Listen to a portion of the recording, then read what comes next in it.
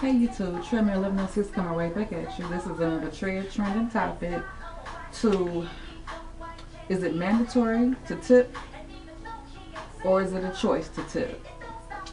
Now basically this is coming at you as far as stylists and waiters. Okay. So seems like a lot of stylists and waiters, they are the most sensitive about tips. Now, quickly, waiters, their salary depends on tips. Like I've heard them getting paid like $3 an hour, and they get tips. So I do understand why it's a little. They are a little more sensitive on their tips. But you know, the tips is a choice because it's about service. I'm just totally about service. It's like if you are meeting or exceeding the expectation of a customer and you get a tip. Tips does not supposed to come automatically. Now I know of some people who basically tip for their ego. Not as far as their service, but they want to represent this big tipper. You know, so they like, yeah, I tip good, I tip good, I tip this. You know, and it becomes less of the service they receive, but more of their big ego. I'm sorry, but thought about Beyonce.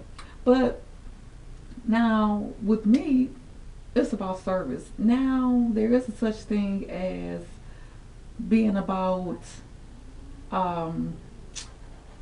like dedicated, like someone who's show a little loyalty to me as far as being, you know, their open availability, the service they always provide. And so if you was to maybe one time do me a little, you know, not as quality, you know, type of service on my hair, I may can overlook that, you know, and still just give you what I give you. You know, it's a relationship type of deal when it comes to stylists. But what I don't understand is stylists thinking that you are a bad customer if you don't tip. Now remind you, they set their prices. Let's just say on a high end or higher end, probably, I don't know, it's go way up hundreds of dollars, but let's just say $65, $70. Okay, they set those prices because of their, first and foremost, their quality of service, the products they use, the quality products they use, I should say, location, convenience of location, the safety of location, the parking of their location, you know, that is most satisfied to their clients. So they can set their prices higher or lower. I know some people who do hair in the house, prices are a little lower because, you know, they don't get the ambiance and all of this and this and that. It's just their home. But when you pay for your service, say $70, and you say, okay, thank you, here's your cost for service, and you walk on, some of them look at you as a bad customer because you don't tip. I think that's wrong. Don't look at me because I didn't tip you. I paid you for your service. If I sat in your chair and you did my hair, and then after you did my hair, I said, well, you know, I ain't got the whole 70. Can I just give you this 50 and I give you the 20 next week? That's a bad customer because that customer knew up front they did not have enough money. Be mad at that, and I would understand that. But don't be mad because you came up with a cost of $70 and I paid you that, but I didn't tip you this time. I don't think you have to tip all the time. I mean, especially if you don't have it. If I got just enough to get my hair done, I need to go to an event and I want to get it flat iron and all that, then that's what I'm going to pay you. I don't have a tip. And I don't think I have to explain to you, oh girl, I ain't got enough to give you a tip, but I'm going to get you next week. I don't have to explain that to you. If I'm coming to you every week, I could pay you. There is a million hairstylists out here, a million of them, that can do hair just as good as anybody else. So you should be lucky that I want to patronize you. I don't understand why they feel like that. And if I was to go to another stylist in their same salon, unless they call that cheating on your stylist, you know, you mad at me. But it's my money that's paying for a service, whether it's comes from you, or you. That's how I feel about it. Now, as far as a waiter, it's like, look, they get paid off their personality. If they have a bubbly, bright personality, they get a tip on that. Because you should be doing what you're supposed to do, you know, serving food and coming back and making sure the customer is satisfied and okay. So the only other thing that can stop you from getting a tip is if you got a nasty attitude, or you tired, your feet hurt, and you just don't feel bubbly that day. Yeah, that's going to get you, or not going to get you a tip. It is what it is, you know. That's how it's done. But you got some people who just tip regardless because that's just how they were raised and that's how their mentality is. And you know, I tip regardless. It's the only difference is, are you going to get a small tip or are you going to get a large tip?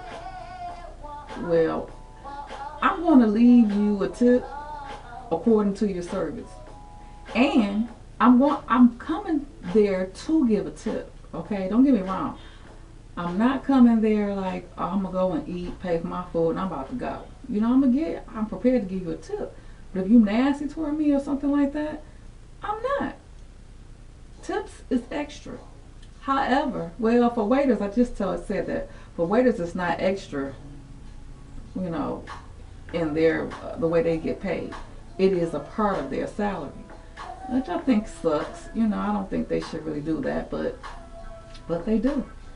You know, so I mean, I do tip, but I think that if I cannot tip for one reason or another, I don't think I should be looked at as a bad customer. I mean, don't do that. That sucks, okay? So, this is just my take on tipping. Like right now, I do wear my hair natural, so I do not have to go to the salon all the time. But if I ever wanted it straight and flat iron and, you know, bounce wrap, all that, I will have to go to a salon.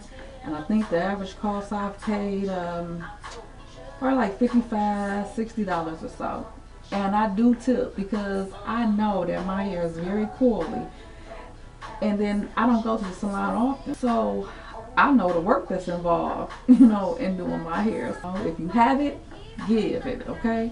If the service is good, give it. It's like two things. The service is good, and if you have it, by all means, tip. Tipping is not a such thing as too little or too much. As long as you pay for the service, full price for the service that was quoted to you, then you've done your job. I mean, you've completed that whole sales transaction. Intimidated. You know, don't feel obligated that you have to tip.